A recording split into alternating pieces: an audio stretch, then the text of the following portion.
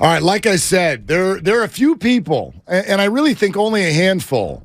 This goes for all sports. When you're a fan of a certain area and you love all the teams in that area, that certainly describes the way I grew up. Niners, Giants, Warriors, all in for all of them.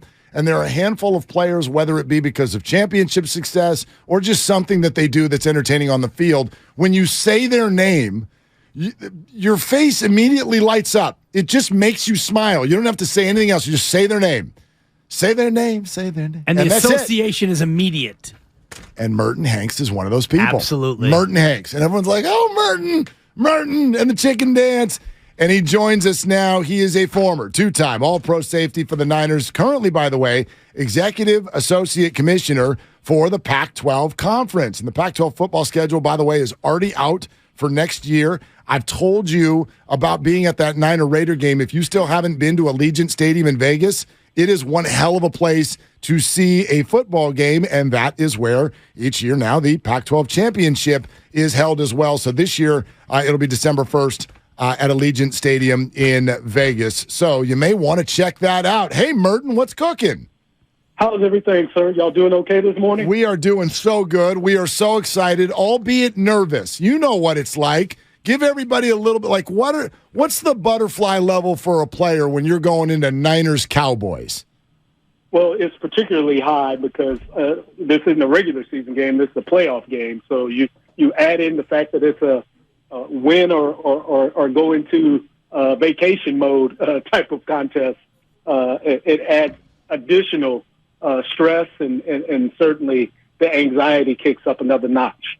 What is it about the Cowboys? And I know you've got Texas roots, and so you turned out on the Niners side of the rivalry. You faced them 3 times in the playoffs. But what is it about that uniform or that star that gets everyone's blood boiling out here?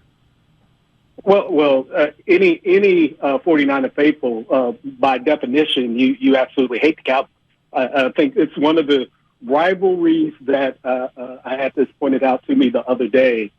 Your grandfather has a 49ers-Cowboys rivalry. Your father has a 49ers-Cowboys rivalry. You have a 49ers-Cowboys rivalry, and now your son or daughter can have a 49ers-Cowboys rivalry. It really has become a generational Hatfield and McCoy type situation, and certainly good for business for the NFL. When I've said this repeatedly, when the 49ers are good and when the Cowboys are good, that's in the best interest and the best business for the National Football League. So you can imagine Park Avenue's loving this particular matchup. There is a reason that it is the Sunday nightcap. Absolutely. Cowboys and Niners. Merton, was this a transition for you? You know, Dibbs just mentioned your Texas and Dallas roots. Like, did you grow up a Cowboy fan? Actually, no. We grew up in the neighborhood where the old Cowboys training facility used to be. That generation was the Roger Staubach, the Tony Dorsett, the Ed Tall Jones of the world. And those players grew up we all grew up kind of in the same neighborhoods, right? My very good friends, Dwayne Tanner, Doug Adams, and I would referee Roger Staubach's kids' soccer games. Oh, my gosh. It was that type of deal, right? But cheering for the Cowboys as a team, that was never, quite frankly, my issue, if anything. In all honesty, I grew up as a kind of an old-school Oakland Raiders fan, truth be told. Hey, now. I was a Raiders fan because of the way they play defense and the great cornerbacks and that type of thing. That was what I gravitated to in my youth before being drafted by the 49ers and seeing the light in that respect. But, I love it. Yes, sir. But while certainly growing up in the DFW area, Dallas-Fort Worth area, never was a Cowboys fan. Yeah, and this the rivalry, you mentioned it, like grandparents, if you were around for the 70s, the rivalry. You and I are born the same year, so we are kind of cut from the same chronological cloth in terms of the 80s and the 90s. And you look at these two teams and their defenses. You were part of some great Niners defenses. What impresses you about these two teams and the defenses that they'll put on the field on Sunday? Well, I think certainly for the 49ers, they can present problems because they can rush the quarterback with 4 people. I think their linebackers, if we're comparing the linebacker groups between the Cowboys and the 49ers, I don't think that's close. I think the 49ers have the better set of linebackers. I think the secondary is where, while the 49ers have played well and come up with some big plays, we've also given up some big plays, and that's a bit of a concern because the Cowboys are certainly playing well. CeeDee Lamb's really been effective. They basically made him into a slot receiver for all intents and purposes, taking him outside of the X and the Z and putting him in at the slot. And he's done a ton of damage. So formationally, I think defensively, the 49ers have got their work cut out to them to limit the Cowboys' passing attack. And then for the Cowboys, I've said this to the Cowboys folks that I know a gazillion times. Kyle Shanahan is not shy about running the ball. And the Cowboys, while they're on the top end of NFL in run defense, they're not the stoutest run defense you're going to face. So I think there's opportunity for success in the run game for the 49ers. I think both sides, both offense and defense, both offensive lines for the 49ers and the Cowboys have to worry about big-time pass rushers. And the Parsons kid for the Cowboys, that guy's a legitimate 4'4", 40 coming off the corner. He's a problem. And then obviously what Mr. Bosa's done for the 49ers this year kind of speaks for itself. So I think the defense is similar. I like our defense a bit better overall just because I think we're a bit more consistent game in and game out.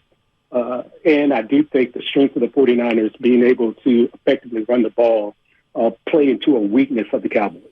Merton Hanks, 49er great, with us here on Willard and Dibbs at 95.7 The Game. Merton, us fans watch this Brock Purdy experience, and we're having a hard time finding a major weakness in the kid, but you made a living reading the eyes of a quarterback, so I wonder what your perspective is. What do you see when you watch Brock Purdy play? I think his clock is going to have to speed up just a little bit in regard to getting the ball out of his hands. I think he's doing the one good thing that you're supposed to do at the quarterback position, regardless of rookie or whatnot. He's not forcing bad throws to the point of having multiple turnovers. You never want to give your opposition additional opportunities to possess the ball. So he's doing an excellent job at that. This past game, and I don't know if it was just playoff jitters or whatnot, it was obvious that the ball didn't come out of his hand as quickly as it should have. Really left, my estimation, at least 14 points on the field just because he was late with throws. So I think I think that's something that Kyle and certainly Mr. Greasy, the quarterback's coach, also a great player in this time, they'll say, look, the play is there. You don't have to stare at it too long. This isn't Iowa State. This isn't the Big 12. Go ahead and let that thing go and get it into your playmaker's hands. They got so many weapons, including the acquisition of Christian McCaffrey. How much is it embarrassment of riches? Pac-12 guy, Christian McCaffrey, getting him added to this Niner team. Oh, I think it's great, and that's what you're supposed to do. I don't. I applaud John Lynch. I applaud the organization. Your job is to make sure every position is manned with the most talented person in respect to fitting into your scheme and what you want to do. You go get the most talented person available to fill that role. That's the winning formula in the NFL, no matter how you slice it. That's why we marvel at a Brock Purdy and some of these other players who were later round picks because, again, we've been very much conditioned. Early round picks play because they're the most talented guys, and talent more often than not wins out, especially when everybody's working very hard at that level. Merton Hanks with us here, 95.7 The Game. So, gosh, that was really interesting what you just said about Brock Purdy and kind of the clock, if you will. Like, for instance, I'm thinking of Juwan Jennings in the end zone where he was a little bit late with the throw, and I wonder if that's kind of what you're seeing as well. So, I don't know. Like, when you look at this Cowboy defense, they do certainly present problems. Are you suggesting that maybe through these 7 games, like there needs to be potentially a different version of Brock in order to win this one? No, I'm suggesting that he just needs to speed his clock up just a smidgen because Kyle is going to do a good job from a scheme standpoint. Look, people are going to be open. That's not going to be the issue in my mind. It's when you're a half a beat late with the ball, that's a problem. This This isn't conjecture. We've all collectively seen this on film together, right? So, all out and trust the scheme. And the good thing that Purdy has done to date is that he has earned the trust of Kyle, Mr. Greasy, in the passing game coordination. They haven't limited him in that respect. He's been consistent in regard to doing what he's been asked to do by the offensive brain trust. And that's fabulous. I think if the 49ers want to continue to progress, i.e. win this game and then move on, obviously, into the championship game, he's going to have to speed his clock up just a little bit. That's on film. That just simply has to happen. So we'll see what it looks like this Sunday. Cannot wait till 3:30 on Sunday. Merton, a lot of fans are wondering about the status of your neck. Of course, you're famous for your chicken dance, your celebration, and a violent neck movement. Where'd you come up with that? And has there been any negative long-term impact from that sort of violent neck movement? Nope. Fortunately, the Lord has been very kind to me in that respect. I'm as I like to say, reasonably healthy as NFL players are at my age. But ironically, I was watching Bert and Ernie with Sesame Street with my daughters, Maya and Milan. Both of my babies were born at Stanford, Lucille Packard Hospital. And so we would kind of drive through Stanford from time to time. And then one day we came back and watching Sesame Street together and saw Bert and Ernie imitating pigeons, kind of moving around. So we got to playing around with it at home and just trying to make the little girls laugh, and then translate to the practice field at work in Santa Clara, and then eventually to the game field. So that's how that occurred. That's just incredible. It's amazing. Do you still use it? Like, let's say you go to a restaurant, you order the salmon, and it's delicious. do you get up and still use the dance? Oh, you know what? It only comes out in times of extreme joy, because you got to warm up for stuff like that these days. Yeah, I hear you. Yeah, so maybe at your daughter's wedding or something like that someday. Yeah, that maybe something like that. But Merton, great fun, man. Thanks for coming on. Well, appreciate you having us, and go Niners. No, there it is. Thanks.